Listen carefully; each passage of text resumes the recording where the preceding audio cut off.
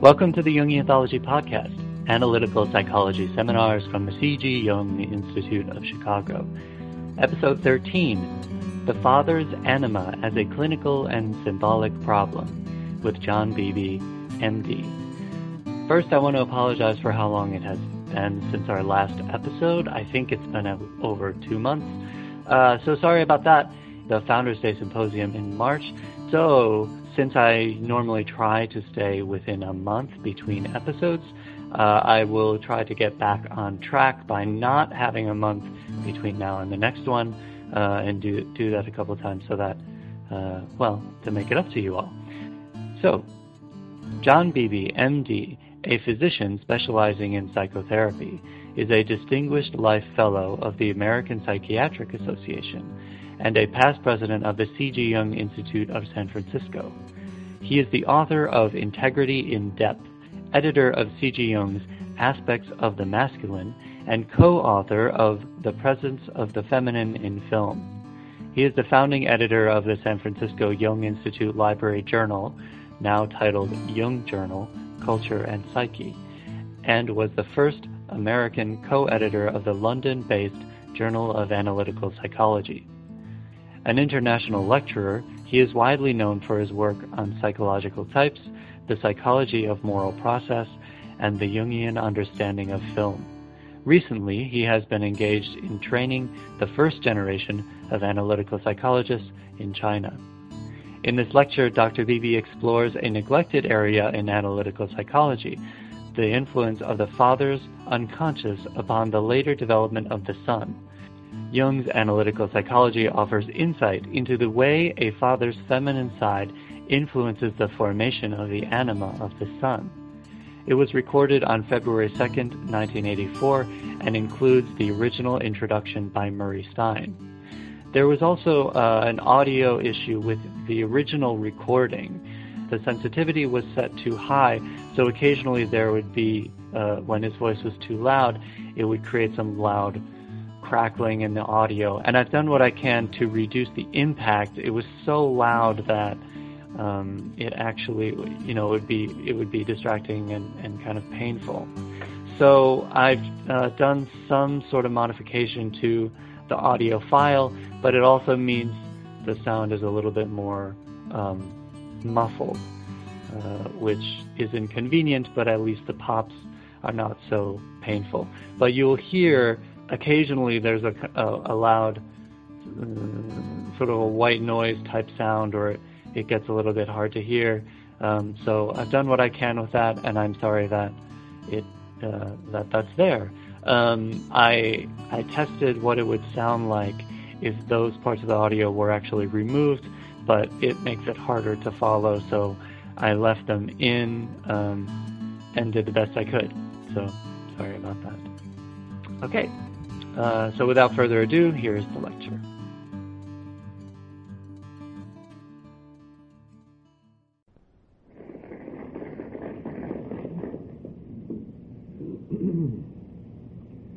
This is a great pleasure for me to introduce our speaker today. And I'm going to start by putting in a plug for something else, actually, but it's related. And that's for a new journal called Chiron, a review of Jungian analysis. This is a new journal that's been started by a group of people, of whom I'm a member.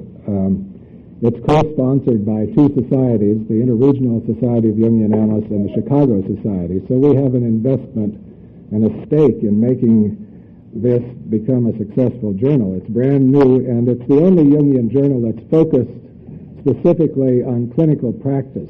Clinical not meaning anything having to do with hospitals or anything very technical, but it has to do more with the practice of analysis rather than theoretical discussions of Jungian thought and so on. Now, the way this is related to our speaker is that he is the author of one of the papers in this inaugural issue, and the issue is as a whole is on the subject of transference and countertransference processes in analysis, and his paper focuses on the use of typology Jung's psychological typology and understanding what happens in the countertransference relationship.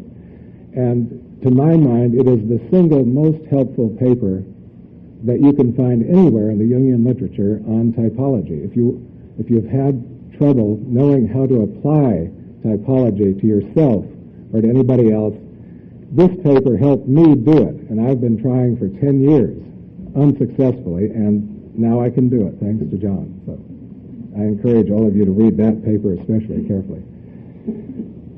John Beebe is a practicing Jungian analyst in San Francisco. His educational background is illustrious. He was an undergraduate at Harvard University. He went to medical school here in Chicago, at the University of Chicago, so he knows about our climate and our winters and so on. And then he went to do his psychiatric work at Stanford in California, where he was the chief resident during his last year in residency there. Since then, he has been involved in teaching at the Jung Institute in San Francisco, and he's also on the faculty of the University of California's medical school system, and he teaches at Langley Porter Institute in San Francisco. John edited a textbook on psychiatry a number of years ago, and has also written a very fine chapter in a book that I edited called Jungian Analysis, co-authored with Donald Sandner on psychopathology, the Jungian understanding of psychopathology and its applications in analysis, Jungian approach to analysis. So he's been writing recently, and I think what he really enjoys most writing about is the movies. He's a movie aficionado, and he's written probably a half dozen of rather lengthy reviews of the movies in the journal that he edits in San Francisco called the San Francisco Library, the San Francisco Institute Library Journal. Very interesting movie reviews from a psychological Jungian point of view. I think some of them are available at the desk in the back if you're interested in that line of his. So I say he's the editor of that journal. So you can see what a prolific fellow he is, and it's really quite amazing what he's been able to do in the way of writing and editing and teaching in the last few years, in addition to having a full-time private practice. One personal thing about John, he spent part of his childhood in China, I think a year or two, where his father was colonel in the army, and as a result of that, I think he's always retained something of the Chinese temperament. It's quite uncanny. He's probably the most intuitive, irrationally intuitive person I know. He also almost knows the I Ching by heart. In fact, he quoted a line which he said was his favorite line, if I can remember to get it right now, and that is that the great man encourages the people to approach by making himself available. And I think John's success is due largely to following that maxim, that he mainly has worked on himself, and it is bearing fruit now as he is really coming into his own as a major force in our field. So I want you to give a very warm welcome to my friend John Beebe.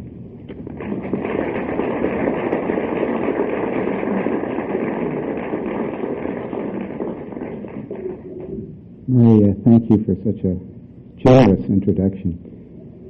As all of you can see, I'm some kind of survivor of the patriarchal system. And I'm sure that the paper that I'm about to read to you, which I gave last spring in Jerusalem first, at the 9th International Congress for Analytical Psychology, which was a gathering of Jungian analysts, was really the first time that I had sort of looked deeply into what fathers had done to me and what fathers do to their sons.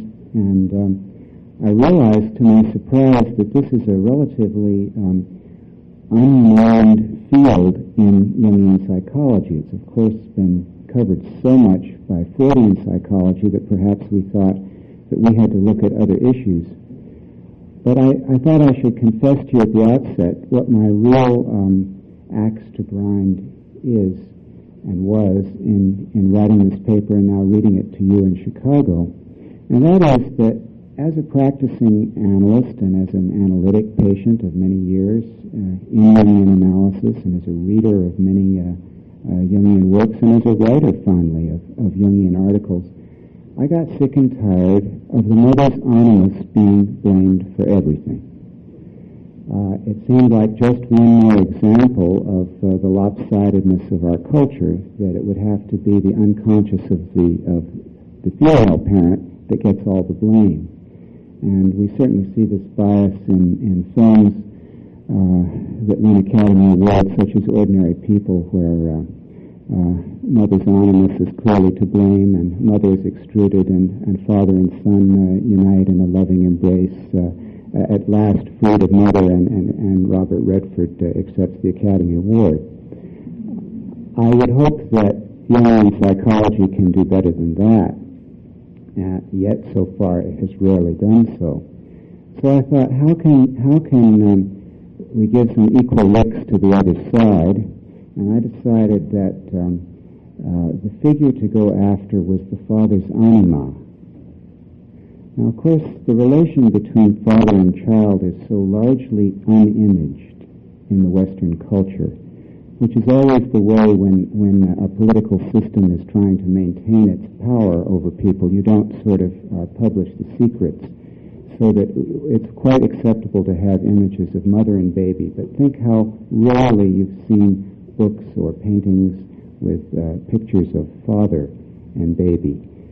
And even more insidious and invisible is the influence of the father's unconscious upon offspring. Now, fortunately, because my paper is focused very much on experience that's close to me, and is therefore about father and son, there is a book which begins to talk, I think, very well about father and daughter, and that is Linda Leonard's fine book, The Wounded Woman, Healing the Father-Daughter Relationship. And I would like to say that my piece, which followed Linda's, I read Linda's in manuscript, and I spent time with Linda talking about her material and offered suggestions here and there, although it certainly didn't need many. My piece is a kind of a companion piece to Linda's book, and it begins to get at the fact that the father's unconscious, not just the father's conscious, not just the father as role model, but the father's unconscious, and particularly that feminine aspect, which is, after all, the largest portion of a man's unconscious, if we read Jung, has an effect. And to push and see how far we could use that in what we psychiatrists call psychodynamics, the explanation of how psychological things get going and the springs of action, the dynamic impelling forces, how far we can understand things that up till now we've put under the rubric of the mother complex by looking instead at the relation of the father to the son. So of course this is going to be a one-sided paper, and the mother's effect is going to be deliberately left out. I want you to all keep that in mind as I read this, because this is a compensation. You've heard about the mother's effect enough, and I'm going to try to talk a little bit about the father's effect.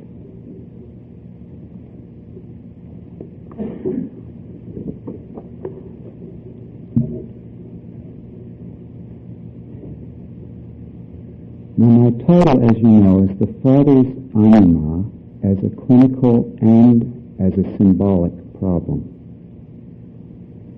And I want to begin with 4 clinical examples of the psychodynamic problem I have in mind. Like all clinical examples, they are part fiction, part fact.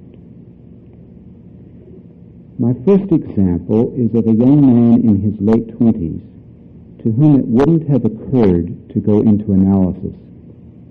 He was a surpassingly beautiful servant in the house of a bisexual captain of the Egyptian Guard. This master had acquired this Jewish youth initially for a lewd purpose, but discovering that his comely servant was serious about his Judaism, managed to sublimate his attraction to the young man. He treated him as a son and gave him a favored position in his home. The captain's wife could not so easily contain her physical longing for the young man.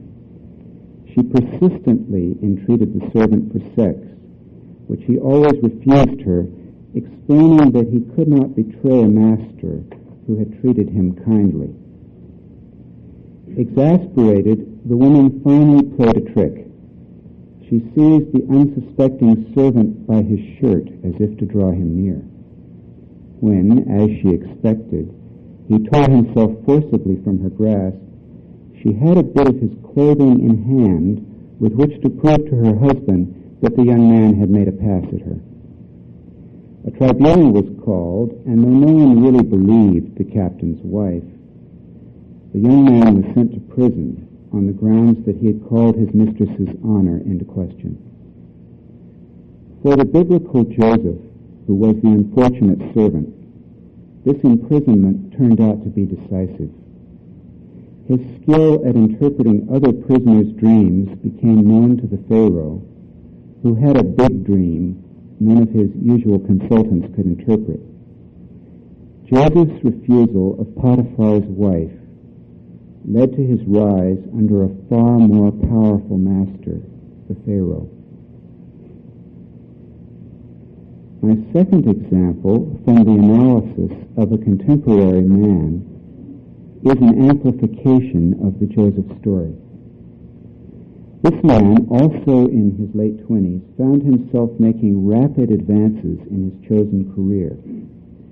He felt supported in his advancement over his fellows at work by the seemingly endless encouragement of his fatherly Jungian analyst.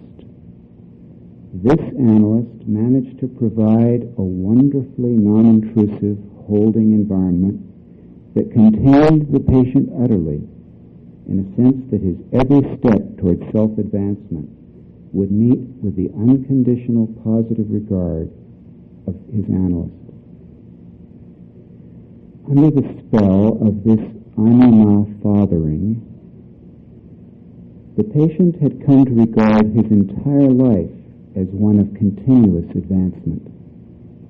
And then he had the following dream. I was in a classroom with other students, possibly a nursery school. I was absorbed in the positive maternal atmosphere of the teacher, humming at her desk. I felt at one with the other students, who were all working quietly at their different desks. I didn't actually see anyone in the room, nor did I need to, so contained was I within the pleasant classroom atmosphere. Suddenly, an angry male figure, the father, entered the room, harshly interrupting the comfortable atmosphere with angry words toward the motherly teacher. "How could you let this happen?" the father demanded. "Look at him." I was suddenly acutely conscious of myself and my surroundings. Now I could see that all the other students were wearing red tunics, and I a coat of many colors. This dream registers the impact of the analyst's stance upon the patient. For the analyst's anima was in fact the motherly teacher, so skilled at creating a containing environment that she was not allowing the patient to become conscious. And the terrible father was the split-off, envious, and hostile side of the analyst's attitude toward his patient. This dream was the analysand's first intimation that in and outside the analytic situation, his obvious capacities might arouse envy and competitive feelings from others, and another anima response than unconditional positive regard from his analyst. Yet this experience of his analyst's unconscious hostility toward him helped to make him aware of the creativity of his own rather extroverted anima. This anima developed into a very useful political sense that enabled him to survive many difficult situations en route to the realization of his scholarly gifts. My third example is also drawn from the analytic situation. This analysand was a man in his middle 30s who found himself in the throes of an acute marital crisis. This man became gripped by a passion for someone younger and more physically alluring than his faithful and familiar spouse. Discussions with neither the spouse nor the analyst seemed to transform this all-consuming passion. In the midst of deciding what to do, the man dreamed. I'm in the kitchen. I turn on the water, which is badly hooked up to the plumbing in the bathroom in the next room. Water comes out of every pipe in the kitchen.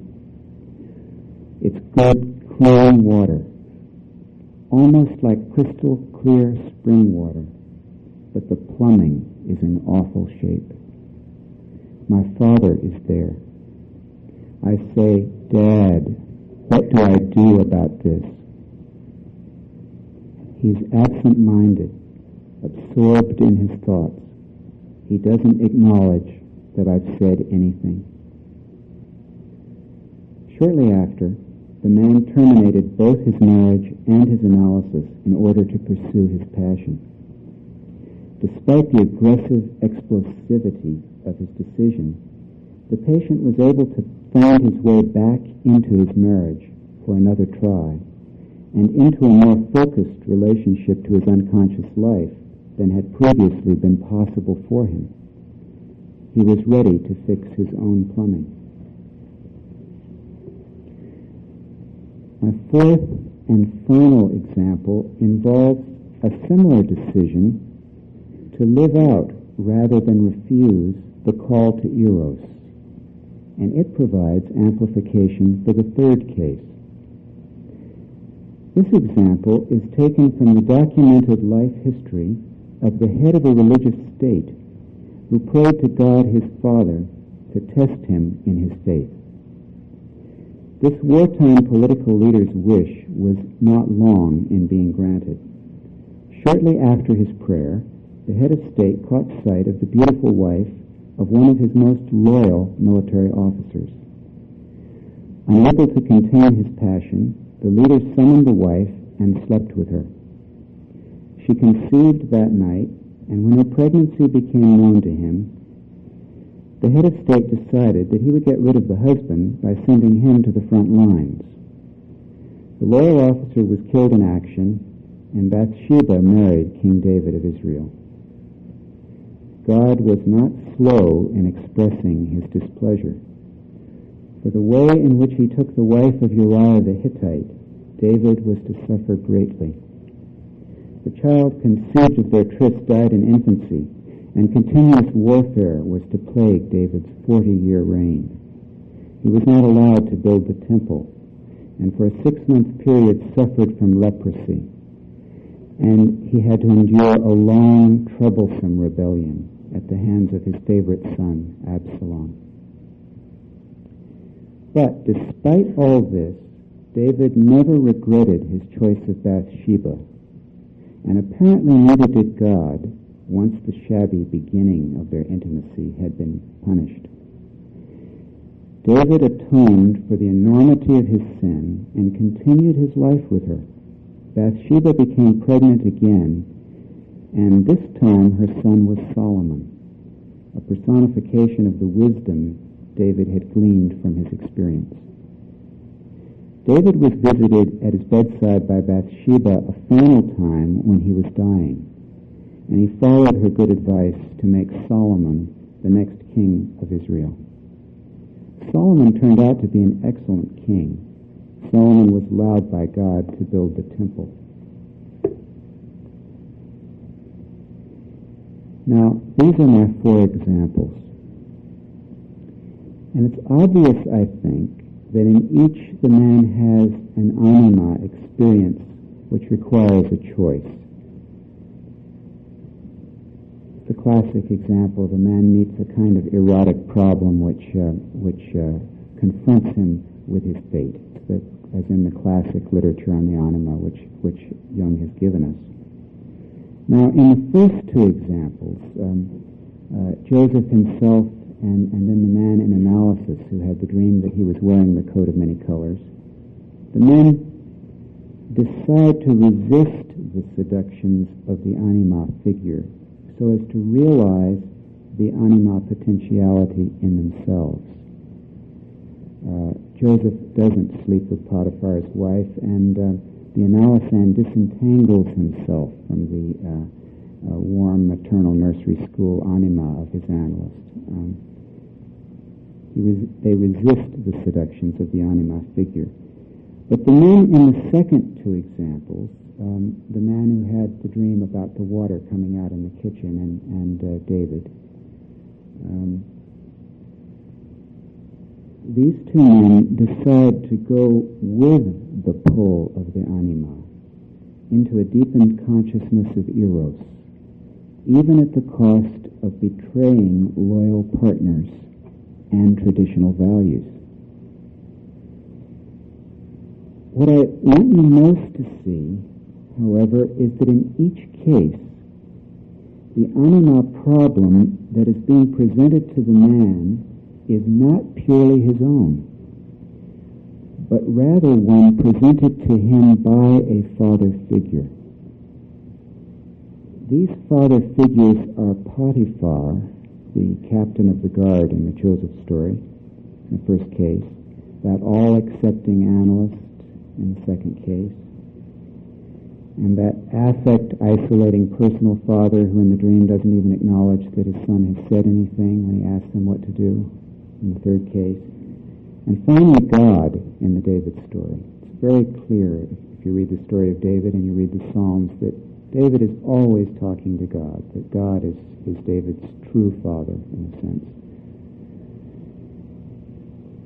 Now, the anima figures are Potiphar's wife, that one maternal nursery school teacher, the outpouring of the pure water of life from the poor plumbing, and Bathsheba in all her glory. All of them represent anima problems these father figures have left to the sons to solve. And in each of my examples, the task of the son figure is to relate to his father's anima problem in such a way that its energy becomes his own. Making the father's anima problem into an inner experience of his own usually requires from the son a refusal to go the way that the father's anima would apparently desire. In other words, it requires a paradoxical response. Joseph realizes his own anima potential by not sleeping with Potiphar's wife. The first analysand stops allowing his analyst to carry the anima function for him. Remember, that function is the connection to the unconscious. He doesn't let the analyst do that for him, and thus becomes conscious of his own capabilities. That first analyst was the kind of analyst who does all the dream interpreting for the patient, for example, that kind of thing. The married second analysand chooses to live out the libidinal problem that his father would rather ignore. And David goes against God's will in making someone God has presented merely as temptation into a legitimate wife who will mother his future heir. Now, these four situations are examples of a transfer of energy that I regard as decisive for the individuation of a man. The way in which the anima becomes his own, free of his father's influence. And here I would say that you could read Linda Leonard's book as the way a woman finds the feminine self free of the father's anima. That's one way to read what Linda has given us. Now, what about the anima? This is a term that is used again and again in Jungian psychology, and many articles have been written, including 2 articles in Spring a few years back by James Hillman, in which he talks about all the different ways in which we use that term. And anyone who really wants to follow up should find out those articles and see what a magical word anima has become for Jungian analysts. And I'm going to say what I think. Toward the end of that article, James Hillman says that above all, the anima serves the instinct for reflection. And in that sense can be said that which gives man, and many analysts are now saying also woman, soul. The classical model gave man anima and woman animus, but many analysts are now feeling that women too have anima. But I like to pick up on that idea of the anima as something tied up with reflection, rather as in The Lady of the Lake. Wherever you get an image of a reflective surface in a dream, you can know that possibly anima is involved. And I find it helpful to think of the anima as the emotional attitude a man takes toward anything he reflects upon. And perhaps his most consistent anima is the one toward the role he is playing in life. Very often, anima is a synonym for resentment. A man who's constantly feeling that but for something else, but for a boss who would see his worth, he would really get somewhere. And mulls and reflects and muses and is embittered. That's the resentful emotional attitude. That's a very common anima. But there can also be a narcissistic anima, a satisfied anima, an ambivalent anima, and so forth. It's an emotional attitude when a man sits musing over his life. And men spend a lot of time musing over their lives, and they confuse that musing with consciousness. Reflection, that kind of unconscious anima reflection is not consciousness. It's deeply unconscious, and that's part of what I'm exploring in this paper. Now, this anima toward the role the man is playing in life, this anima that accompanies his persona, is certainly the anima that affects his fate. It's his working, spontaneous sense of his life. In fact, Jung calls the anima the archetype of life, and that's how I understand it. It's his working, spontaneous sense of his life. It's the way he approaches his life and the way he reflects upon it. And when I speak of the father's anima, I'm referring to the father's working sense of his son's life. The emotional attitude that a father takes toward his son. And fathers spend a lot of time in musing and unconscious reflection about their son. They'll sit and talk for long periods about their son. Now, I'm not, of course, talking about conscious attitudes that fathers take towards sons or conscious behavior towards sons, but this deeply unconscious pattern, emotional style of reflection, which can really catch a father from behind. And as I say, he can confuse it with consciousness. But as we'll see, it's in many ways deeply unconscious. It's the father's working sense of his son's life. It's the emotional attitude that the father takes toward his son. And this emotional attitude is communicated to the son as his father's felt sense of the younger man's worth. Now, it was Freud's great discovery early on in his writings, and maybe it's his greatest contribution to psychology, that the father's emotional attitude toward his son is normally ambivalent. It's one of the few cases where one could almost say always.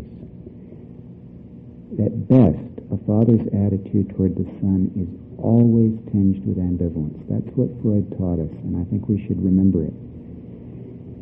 But there's usually splitting in any father's experience of that ambivalence.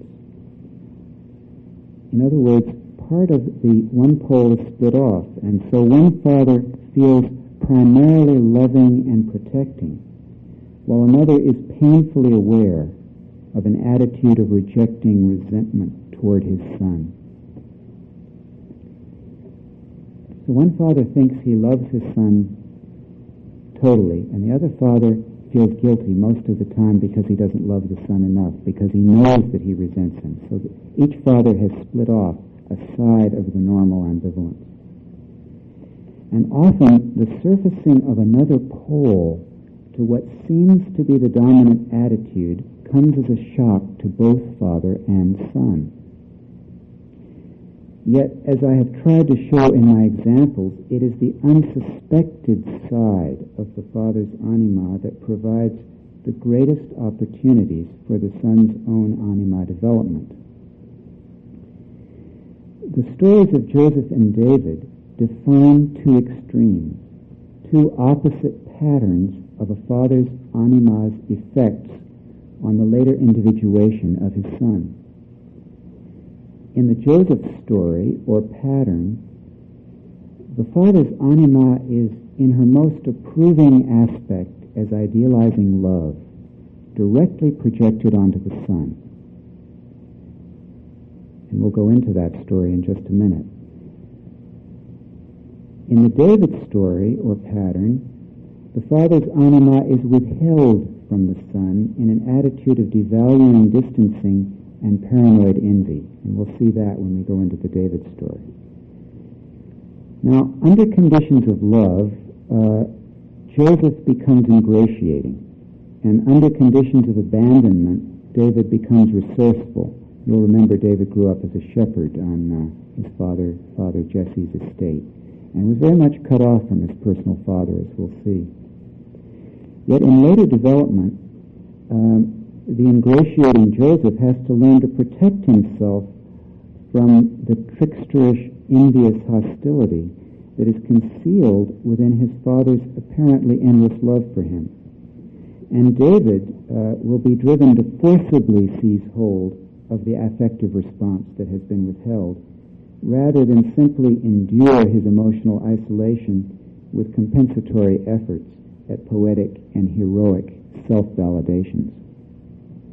Both men have to deal with parts of the anima their fathers have not revealed to them. And these split-off parts emerge synchronistically in the son's encounters with actual women. In other words, if some of the women here feel that somehow they're being used by men to work out problems the men are having with their fathers, you're absolutely right. You are. You are.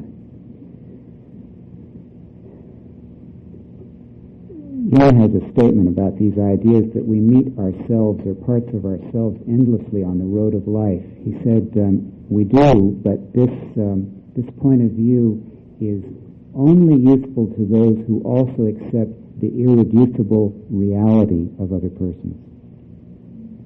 So that if someone is carrying synchronistically something, that doesn't mean they're nothing but a projection. The reality of the person that carries the projection has to be considered too.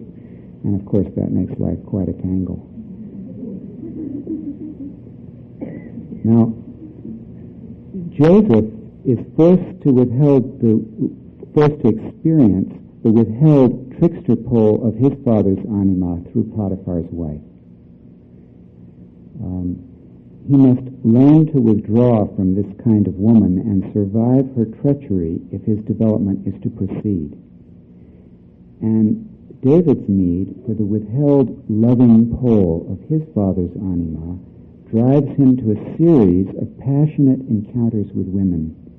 Bathsheba was his 100th wife, until his own identification with the heroic trickster gives way.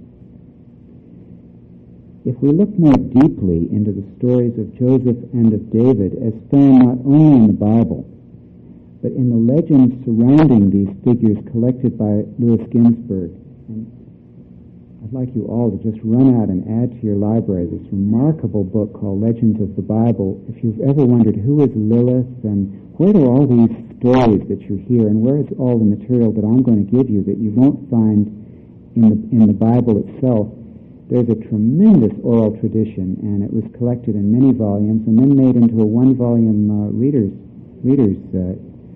issue by Louis Ginsberg and published by the Jewish Publication Society of America in either 5735 or 1975, depending on which calendar you're using. But it's a superb book, and it has much of the amplificatory material that I'm going to draw upon.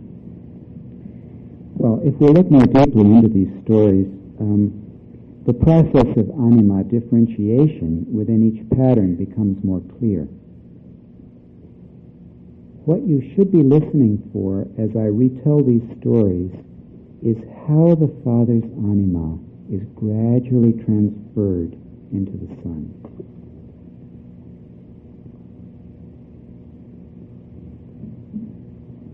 Pure water of life. Let me start again with Joseph. Joseph's father was Jacob, a grandson of Abraham, and though Jacob had 4 wives, Rachel was by far his favorite. But Rachel watched the other wives bear Jacob 10 sons. At last, God let her bear Joseph, and the name Joseph means increase. And once when I consulted the I Ching with the question, what is the meaning of the Joseph story, I got the hexagram increase. When a second son, Benjamin, was born to her, Rachel died in childbirth. Ginsberg tells us that Joseph's beauty of person was equal to that of his mother Rachel, and Jacob had but to look at him to be consoled for the death of his beloved wife, reason enough for distinguishing him among his children. As a token of his great love for him, Jacob gave Joseph a coat of many colors, so light and delicate that it could be crushed and concealed in the closed palm of one hand. Thomas Mann, in his own retelling of the story, makes the coat of many colors into Rachel's wedding garments. We can see that the anima role in his father's life had been placed onto Joseph, and the young Joseph behaved accordingly. Ginsberg tells us that he painted his eyes, dressed his hair carefully, and walked with a mincing step. And young Joseph also felt called upon to carry his father's relation to the unconscious. He bore tales about his brother's home to Jacob, and reported mediumistic dreams which had portent for the future of their tribe. In effect, he began to preempt the function of Jacob's anima in looking out for the family unconscious. In telling one such dream, Joseph said, "Behold, I have dreamed a dream more, and behold, the sun and the moon and the 11 stars made obeisance to me."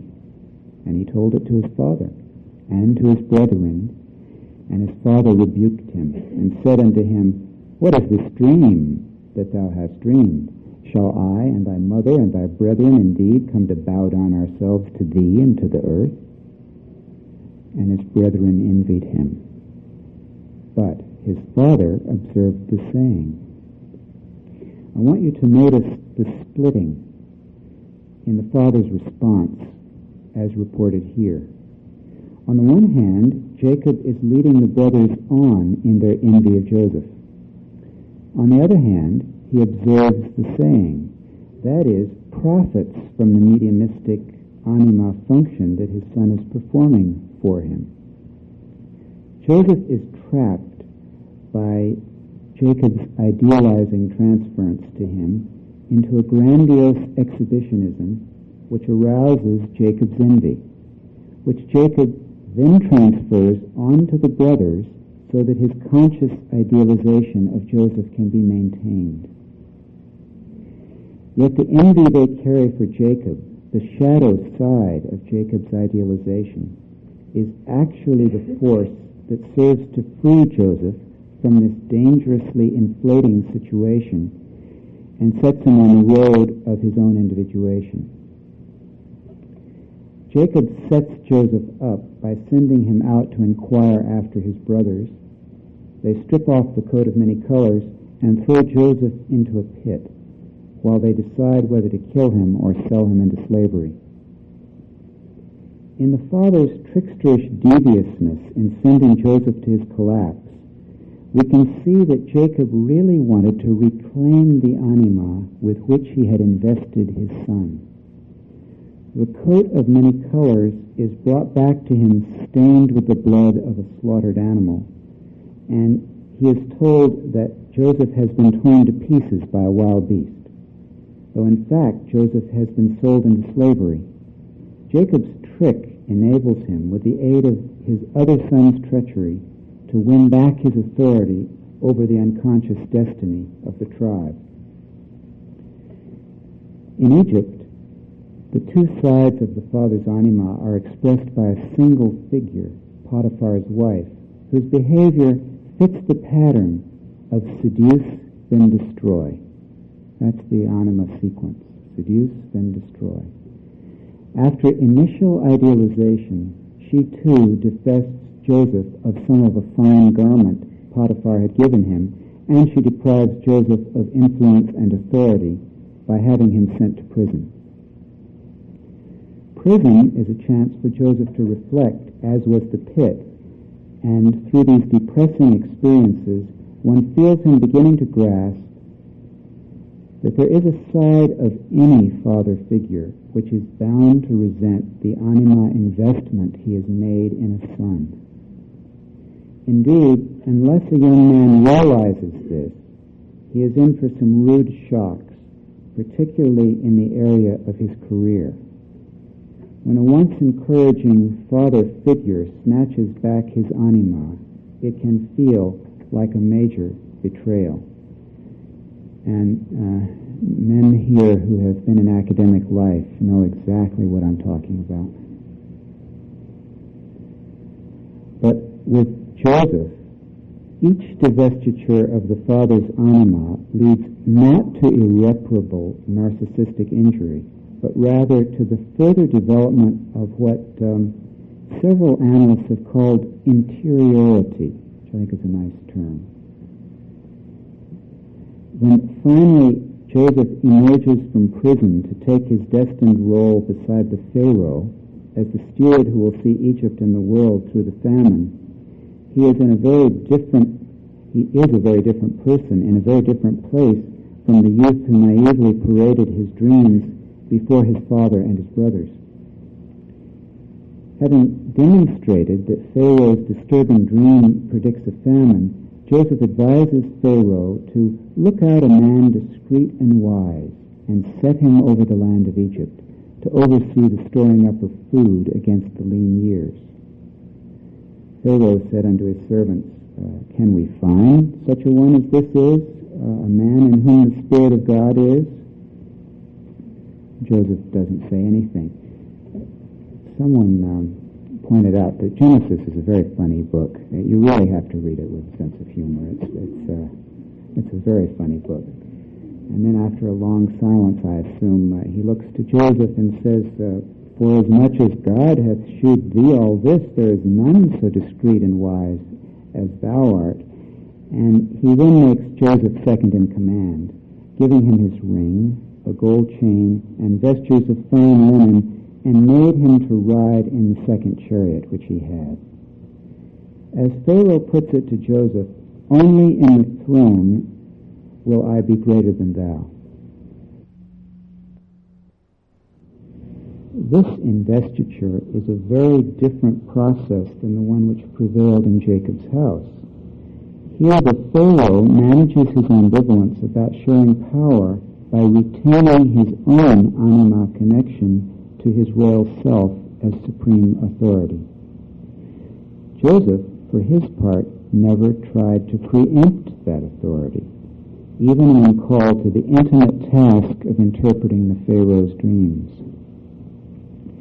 It is at this point that Joseph is allowed to marry. The Bible tells us that his bride is a daughter of Potipharah, who is described as a priest. This name is virtually the same as Potiphar, but the change in vocation from military captain to religious priest suggests that the attitude of the father figure has changed toward Joseph from one of defense to one of religious sacrifice in response to Joseph's maturing consciousness. The father figure at this stage is no longer a tribal patriarch using the pattern of seduce and destroy in order to maintain his power. He is an initiatory father who yields the anima to the son as his sacred duty to help the son become a father figure in his own right.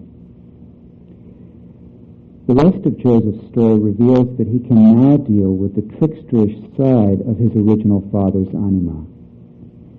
When his brothers come to Egypt during the famine to buy grain, he plays meaningful tricks upon them, demonstrating not only that he can handle them, but also that he is willing to share the guilt of betrayal with them.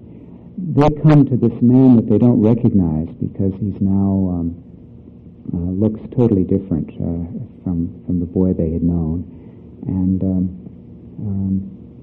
they buy grain, and as they're leaving Egypt, he has messengers secretly steal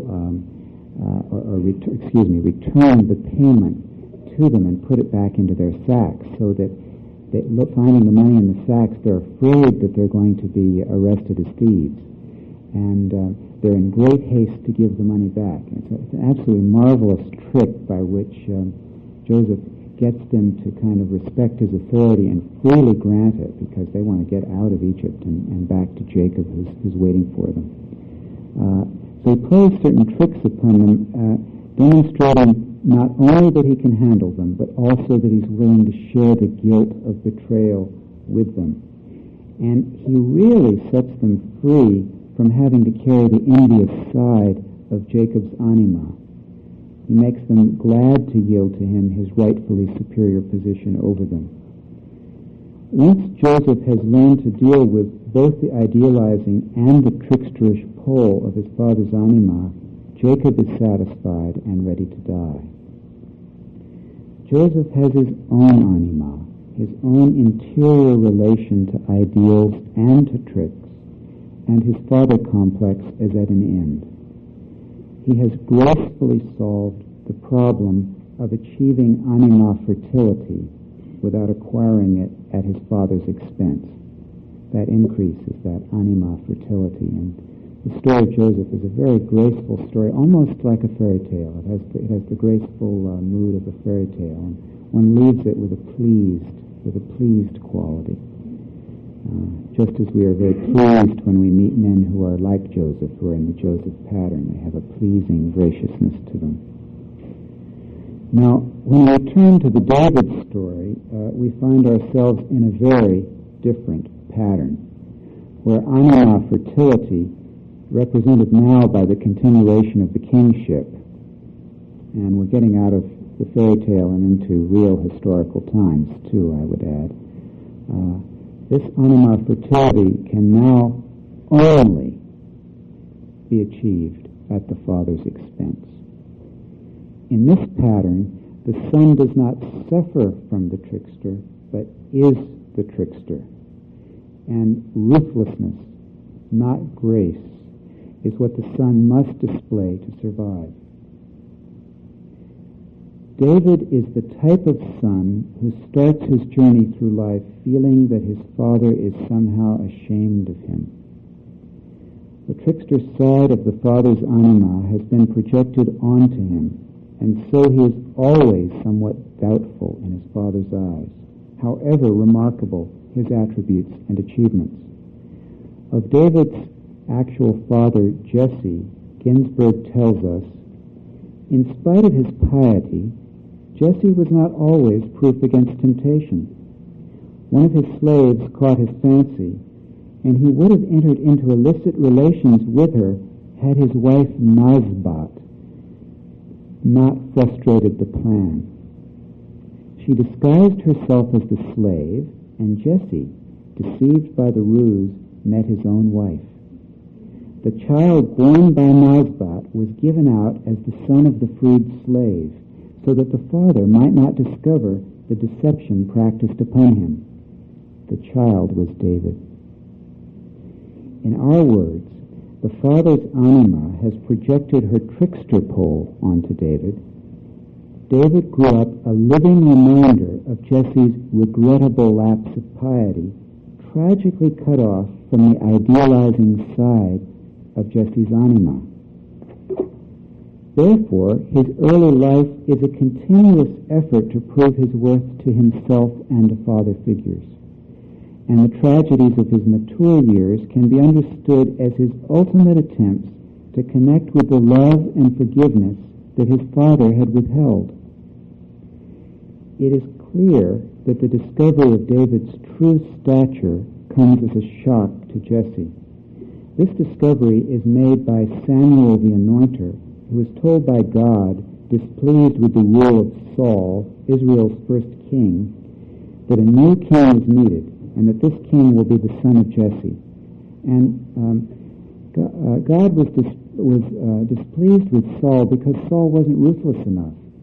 God told Saul to slaughter all of the Amalekites, the first final solution on record. Saul did what good tribal chieftains in that day typically did. He spared the best men and the best animals to set up a colonial state. And God didn't like that, and he took the Spirit of God away from Saul and instead sent an evil, melancholic spirit to him and instructed Samuel to go find another king. So while Saul is still the nominal ruler, the prophet anointer Samuel is going around the country looking for someone who will be the real next king of Israel.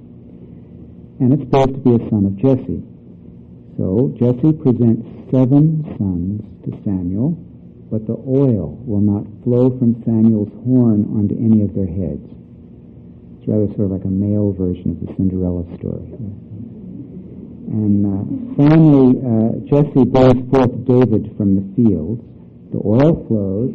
It's very funny. He said, "Haven't you any more sons?" And almost as an afterthought, Jesse says, "Well, there is David, that shepherd boy who's half mine," and they bring David out from the fields, and the oil flows, and David's mother, Nazbat, reveals the deception she had practiced. Only then does Jesse recognize David as his legitimate son. Almost immediately after, David is summoned to Saul's court to comfort Saul with the musical ability David learned in his lonely years as a shepherd on his father's estate. And once again, David is in a compromised position. He's a trickster who knows, as he plays to soothe the paranoid Saul, that he will one day be the usurper of Saul's throne. Nevertheless, though his efforts to win over Saul's moody anima are only temporarily successful, David is able during these years to win a bit of the love from the father that he needs. He gets even more from Saul's son Jonathan. For, just as Joseph's brothers carried the envious side of Jacob's idealizing transference to Joseph, so Jonathan carries the homoerotic loving side of Saul's paranoid transference to David. Upon Jonathan's death, David notes, "Very pleasant hast thou been unto me. Thy love to me was wonderful, passing the love of women." But where Joseph took favoritism for granted, David is much more cautious upon finding appreciation at Saul's court. He asks, for instance, to be Saul's armor-bearer, but he just puts it on for a minute, and he avoids wearing Saul's armor when he goes to slay Goliath. And this is the counterposition to Joseph's naive acceptance of the coat of many colors and parading about in the coat. It's complete difference. He just puts on the armor for a minute.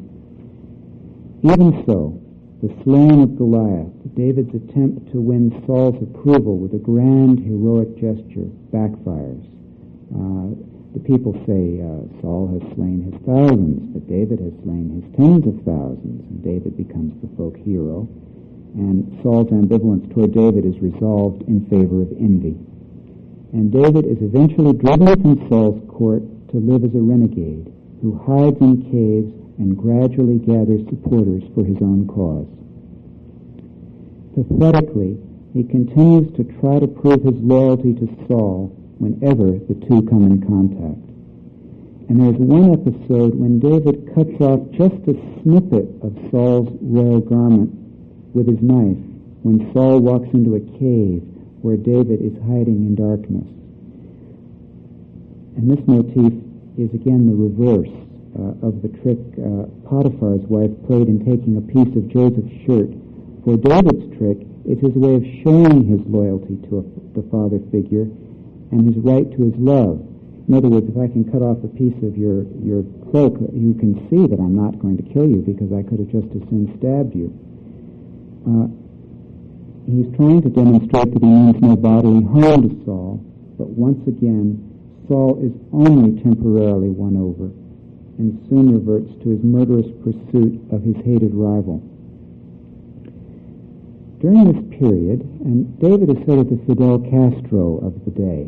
He's living in the guerrilla life with an ever-increasing band of supporters, and they have problems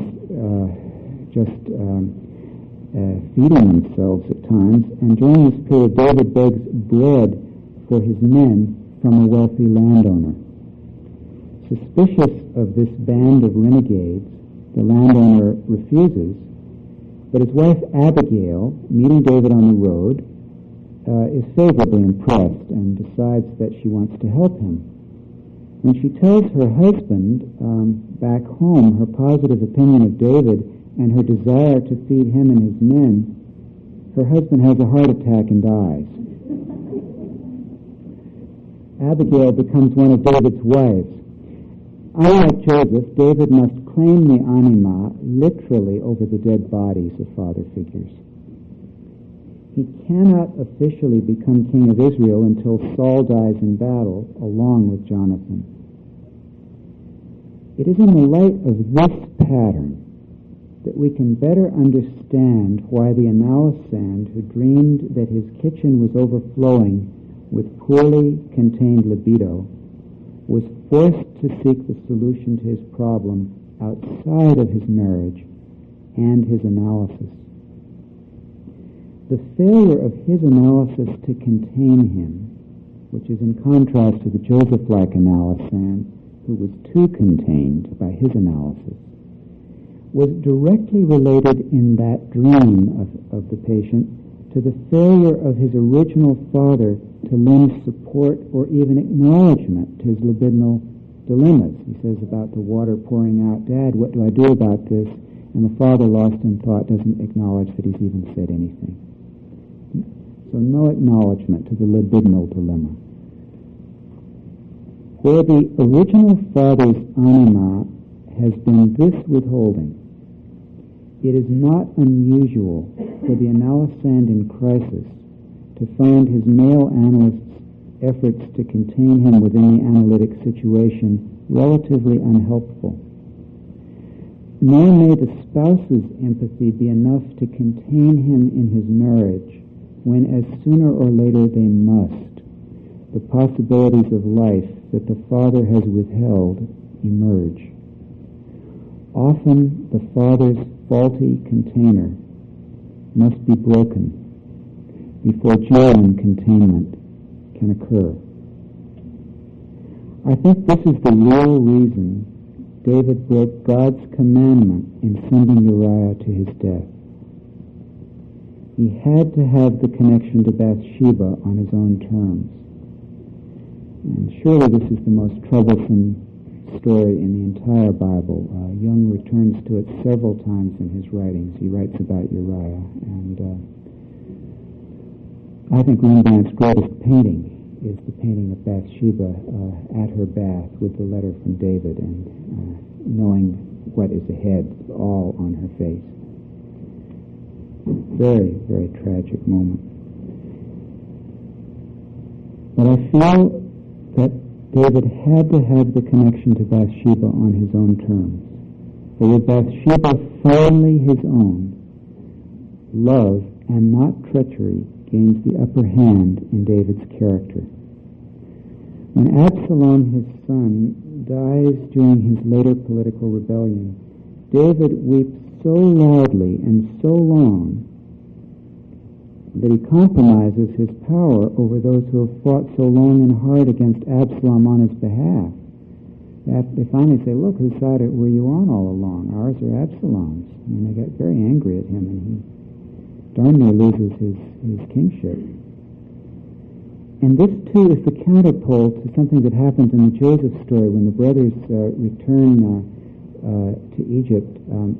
He's so overwhelmed to see them that he starts to cry, but he goes into another room and weeps apart. It's as if David learns to weep openly and Joseph learns to hold his tears to himself. Psalm 51 is said to have been written by David as a prayer for absolution for his guilt over Uriah. In this psalm, one senses that David has begun to reflect upon the pattern of his life. He refers specifically to the tricksterish circumstances of his birth as the genesis of his own long-standing tricksterism. Behold, I was shapen in iniquity, and in sin did my mother conceive me. This self-reflection seems to be based in a genuine interest in the meaning of his own life. His next words to God are, Behold, thou desirest truth in the inward parts, and in the hidden part thou shalt make me to know wisdom. We can therefore understand the sacrifice. When I say understand, I don't mean forgive exactly. That's God's in the story, not ours. In the story, Nathan the prophet comes and really makes David see the enormity of what he'd done. He said, suppose a wealthy landowner had many, many sheep, and he saw a man who had one little ewe lamb, and he went and he took that ewe lamb to add to his sheepfold. What would you say about such a man? Well, he's a rascal. He should be strung up and punished, said David. And Nathan says, you are that man. And only then does David realize what he really did in taking Bathsheba from Uriah. And Uriah was his most loyal soldier. He was Uriah the Hittite, the most loyal of his soldiers. But psychologically, I think we can understand or comprehend the sacrifice of the loyal Uriah as a symbolic solution to the problem presented to David by his father's Anima. The sacrifice of Uriah represents the end of David's bondage to his original pattern. This pattern had locked him into the role of an eternal, loyal soldier of God, forever seeking new hero tests with which to prove himself worthy of God's admiration. His unforgivable sin freed David from such heroic overcompensation and allowed him to become initiated into the experience of God's mercy. In response to David's new attitude of humble supplication, God makes a reciprocal sacrifice of his wrath and allows David to keep Bathsheba. And this is a powerful change in Jehovah. Jehovah is up till then just the angry storm god insisting on authority, and this is really the moment at which we first experience the forgiveness of God, and that's why David is so often seen as the forerunner of Christ, because David really brought out the forgiving aspect of God, because you get up till then a sort of a contract-making kind of God, and you get a very different God after this. And the change in God, which accompanies the change in David, parallels the way Potiphar the captain gave way to Potiphar the priest within Joseph's story.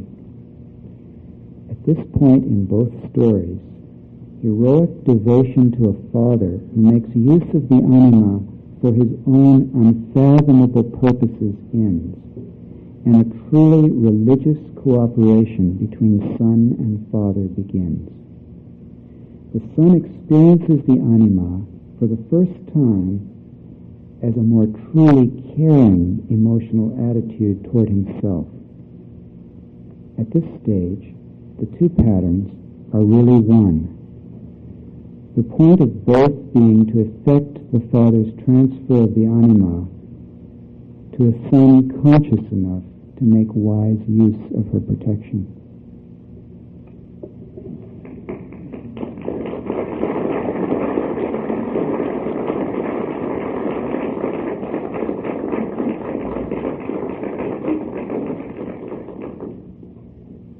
Thank you. I guess we'll take a little break and come back and have some questions. I was asked at the break 2 questions I'd like to start with and then open it up to other questions. The first is, what did I mean by that rather snotty reference to those of you in academic life will know exactly what I mean. I think I should say where I'm coming from. Actually, if you remember the play Who's Afraid of Virginia Woolf, you have the younger faculty member and the older faculty member, and we certainly have an Anima figure played in the movie by Elizabeth Taylor who wreaks havoc, and maybe that will begin to summon the kind of experience and dialogue I'm talking about. I was thinking of my own academic days, where a very unconscious kind of seduction occurs of the young student by the older professor, and particularly department chairman, who's going to make a man of him, and promises a sort of fiat connection to the self of success within the chosen field. In my chosen field of psychiatry, I trained, when I was at Stanford, the chairman of our department had a habit. You wouldn't see him very often, but he had an office that had a wonderful dark blue carpet, and every so often he would call you in, but not on the carpet in the usual sense. He'd call you in and offer you very deliciously prepared coffee with exquisite cups and also a cigar, and sit down, and I've heard a lot about your work. You're just excellent. You're going to be one of the leaders of American psychiatry.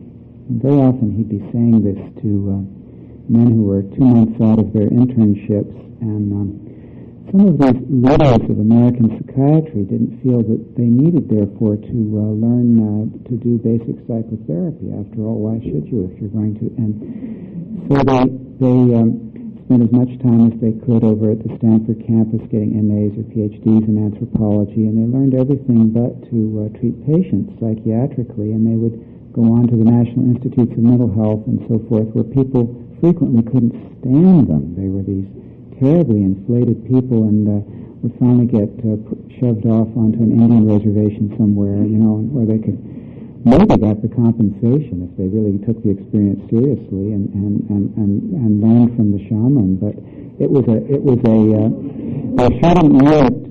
sure didn't learn it in the psychiatry teaching program, because Daddy really wasn't there when he was needed. There was this sort of smoke that blue, but there really wasn't substance. And in a very unconscious sense, this chairman, who is like many chairmen in other departments, and not just psychiatry departments, was acting out the myth of Daedalus and Icarus, which, as we know, Daedalus, who was something of a trickster and had been actually exiled to the island of Crete and built because of previous tricksterism, and built the labyrinth in which the Minotaur was hidden, decided to flee the island of Crete, I believe, after Theseus's takeover, and makes wax wings for his boy Icarus, and says, "Now don't fly too high." Well, anyone who knows the rudiments of child psychology at all know that's exactly the way to get your son to go straight up. And Icarus went. The wax wings melted, and Icarus fell into the sea. And in this unconscious manner, fathers who kind of lay their trip on sons are destroying the son. One professor in a department of art history that I know about had 3 suicides in an 18-month period among senior graduate students and or junior faculty members, all of whom had this experience of being promised great things by him. I remember one student who told me this story was a man with pretty good grades, but not perhaps top grades, that this man was pushing for the equivalent of a Woodrow Wilson fellowship, and he kept saying to this man, "You're going to be going to Stanford, get your application, and you better get a sweater with a bear on it." And he would say this over and over again to him. So, of course, when he didn't get into any graduate school at all, let alone a Woodrow Wilson fellowship, he was sorely disappointed and felt betrayed. And then, looking into the situation, learned that this particular chairman had been inflating people and promising things right and left. And I call that seduce, then destroy. And I can see how a man can get into that. As I get a little bit older, and suddenly there are younger men who are wanting me to give them some of the mana, it's extremely tempting to play the mana personality and to encourage them. And to just sort of, and also you sort of, I don't want it to take as long for them as it did for me, you see. And, of course, the hidden agenda, which is that I don't want to be supplanted now that I've finally got here, it gets kind of shoved to one side. And I find myself sort of impelled, as I think women who know something about the Anima find themselves sometimes impelled to, as if by something evil, to sometimes behave seductively in a very, very destructive way. And of course, the seduction I'm talking about isn't sexual seduction, but the seduction of sharing power. Men really don't like to share power nearly as much as they pretend to. Maybe if I'd said, those of you who are in corporate life know what I'm talking about, there'd be more laughs. So what is the anima, then? That's the second question that I was asked. There are still some people who don't know, and as a matter of fact, everyone here doesn't know, if we were really honest. We have a Latin name. Well, formally, in classical Jungian psychology, the anima is one of the archetypes of the collective unconscious. And I always think of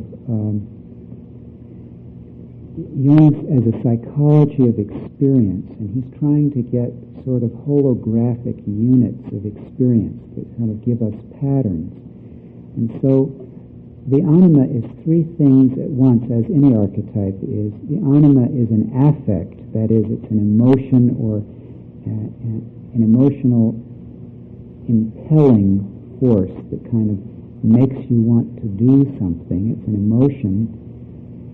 It's an image. One actually has either specifically an image of a woman in one's mind, or just as feminine, the image of the potential beauty of another man. There was or of oneself as a man. There's that book by Janet Malcolm about Aaron Green, the fictional but disguised psychoanalyst in New York, called The Impossible Profession, describes how this man, Aaron Green, can't do the thing he'd like to do and appear at psychoanalytic congresses because he has such a difficulty speaking. And when analyzing it out, he found that behind his difficulty speaking, as a good Freudian, he looked and found the hidden wish. It was the wish to be a beautiful woman. And because he can't be a beautiful woman when he gives a talk, he therefore can't give the talk at all. So behind that symptom was the image of a woman. Just as in the film Now Back, Thank Heaven and Release, Vertigo, Jimmy Stewart's symptom of vertigo finally involves him in the image of a woman, Kim Novak, who plays this Madeline Judy woman, who is sort of the image of his symptomatic problem. In other words, his symptom is really an anima problem.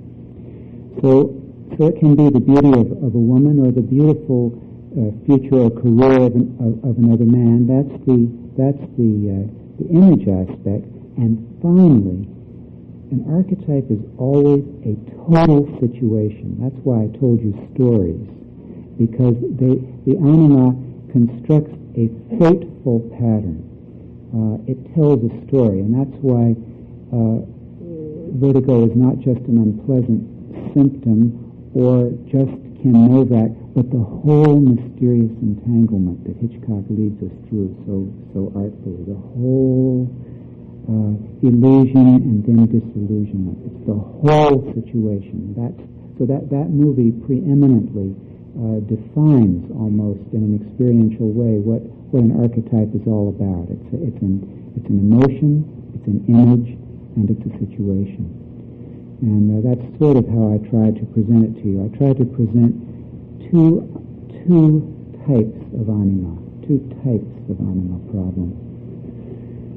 I don't pretend that takes all the mystery out of it, but I hope that's a little clearer. Are there some other questions? Comment is that the father seems to have an anima possession, but the son has to live it.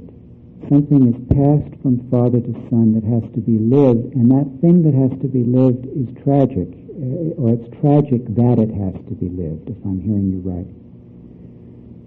During the break, someone described to me a tragic situation in which a father had always had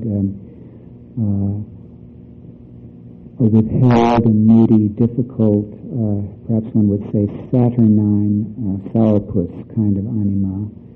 And the son grew up seeming to be a very cheerful puer and a bit of a poet and filled with youthful enthusiasm, yet on his wedding night or shortly after killed his bride and himself.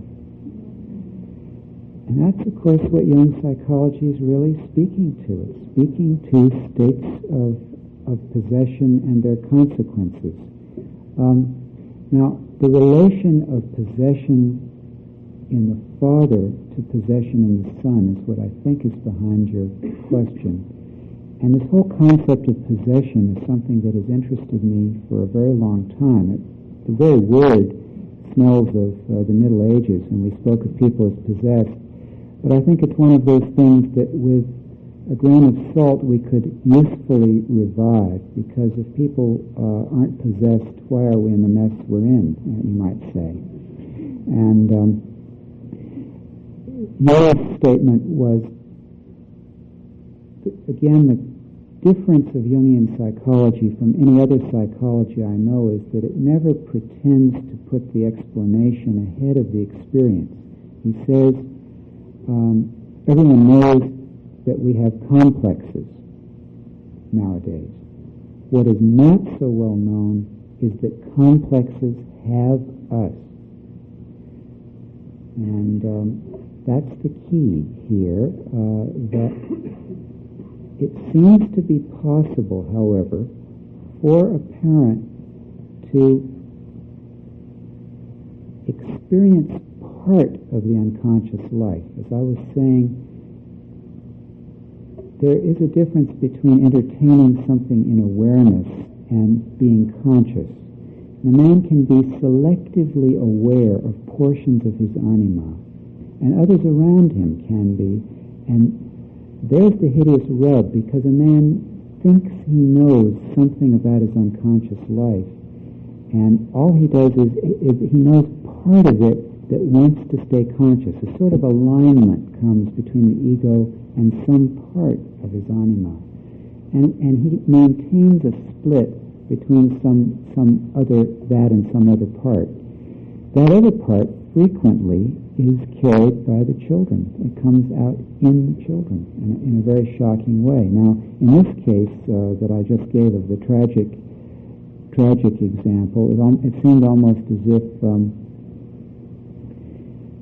the son carried the light-hearted, puer side of the father in some way, and rather than meet the trickster in the outer world, the trickster came up from him in some terrible way. But we don't really know what happened at the wedding night. I would suspect that if he killed the wife and then himself, that there was something in the marriage contract that had the betrayal aspect of the Potiphar's wife. It did, you say? It wasn't a marriage, but an engagement. The woman wants to break the engagement. There's a possibility of reconciliation. The man goes to the reconciliation meeting with a gun, and the tragedy ensues. What this means is that we have a father who's described as somewhat paranoid and difficult. Very often people who are paranoid and difficult have in their innermost core a trustingness, a kind of puer trust. The word puer means boy. The word puer, eternal boy, or as one of my patients said, which I think is so much better, endless boy. And that puer trust is a very dangerous thing, that paranoia sometimes, it makes one unfit for life. There's no real development of a certain healthy trickster sense of the shadow of others, which enables one to hold one's own against the possibility of betrayal. And as a matter of fact, that's just what we see in Joseph. So very often the sons of these difficult fathers carry the good, and they become the trusting puer the father didn't dare be. But of course, this kind of trusting puer is like a little bubble that, if pricked, it can just collapse. And what he basically collapsed into was a deeper paranoia than his father had ever known. I mean, I don't pretend to know the experience fully, but it sounds as if he just felt so betrayed and didn't know what to do with it. The father, we told, projected his anima onto puellas, or adolescent women, and some sort of a blue angel kind of man. He was a professor, and he had... Well, that's a very good example. Let's go on to some other questions, folks. All right, sure. Right. Stay with you said that he had this and this and this and kind of anima. What on earth do you mean? You're talking funny or something, is what you're saying. In this sense, we have to make a distinction between temporary feelings and more enduring feelings in psychology and psychiatry in general. And the word that is often used by psychiatrists in general for the more enduring feeling states that linger over time are moods. The relation of feelings to moods is sort of like the relation of weather to climate. The mood is sort of the enduring climate. And when I speak of anima this way, I'm speaking of a certain emotional climate or mood which is more or less consistent. In other words, I'm using the Jungian language for instance, Saul, who we know was melancholic and paranoid, would be said by a Jungian analyst to have a melancholic, paranoid anima. He had a melancholic, paranoid mood or emotional style. And we use that word to kind of conjure up a certain way of relating that would be very typical of a Saul, and that a David would have to deal with. Now, what I'm saying that I don't think has been said sufficiently elsewhere is that I'm introducing another idea right alongside that, and that is the idea of splitting. And I'm saying that the anima, the whole of the anima, is bigger than the mood we see, rather in the manner of those little weather houses that I used to see as a child, where first the good mother would come out and then the witch would come out. Well, think of that not so much as in classical Jungian analysis as the dual mother motif, but think of it for a minute as the two faces of a man's anima. And let's say that one only sees the witch for the longest time. Nevertheless, you can be sure that somewhere in the psychological house is that good mother. And that's what I mean by splitting. It's split off and withheld. And the most interesting way about split off things or withheld things is they get projected onto other people. So that we really have three concepts: splitting, projection, and possession. And someone else can get possessed by what you split off. And that's why, one reason why we go into analysis. It's to detoxify ourselves vis-a-vis others. No.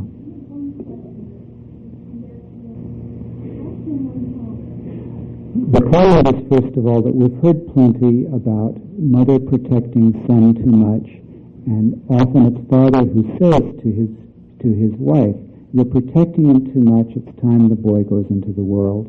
And yet the mother feels, for her part, maybe I am protecting him too much, but maybe the father is more ambivalent in his reasons for pushing the son than we know. Is he pushing him over a cliff?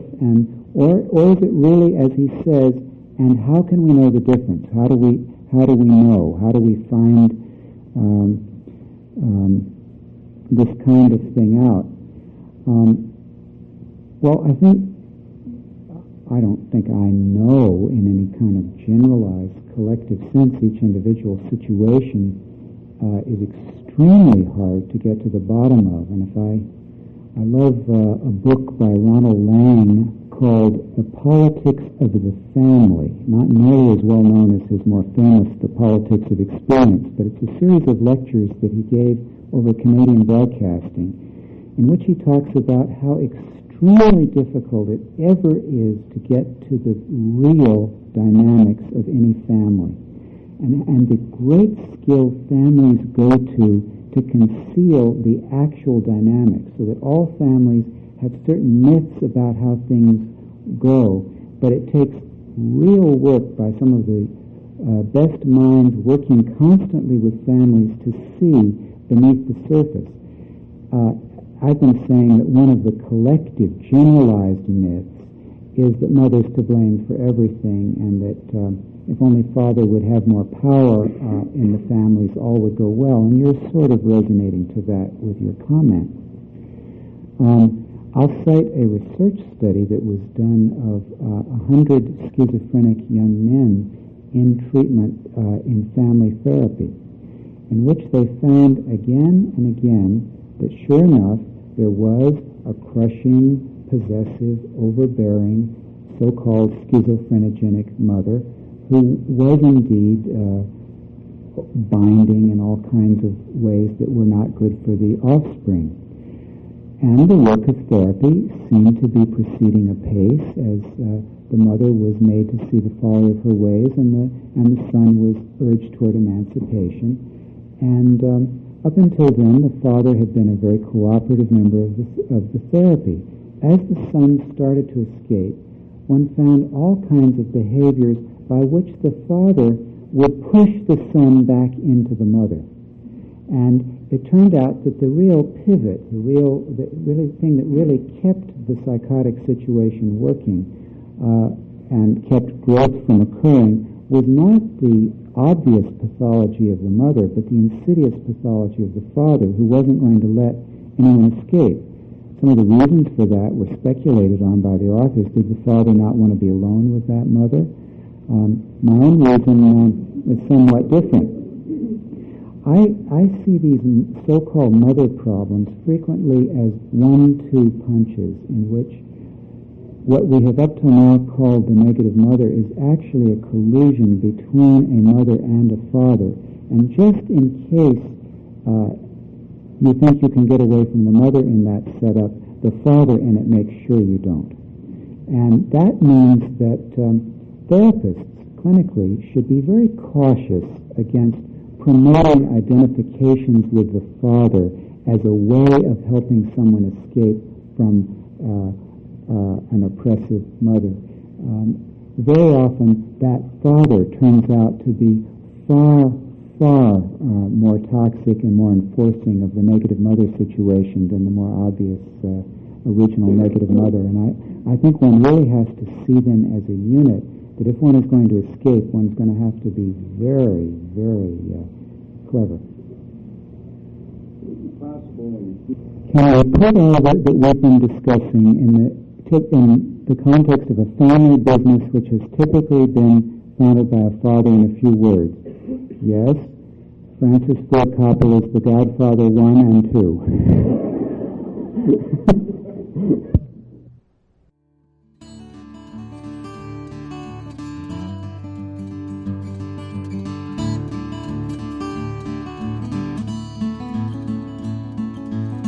This podcast is distributed under a Creative Commons Attribution, Non-Commercial, No Derivatives license. Share it all you like as long as you maintain the attribution to the speaker, but please do not change it or sell it. If you like this episode, tell your friends about us or leave us a review on iTunes. For more information about classes, training programs, videos, audio, this podcast, or to find a Jungian analyst near you, visit our website, www.jungchicago.org.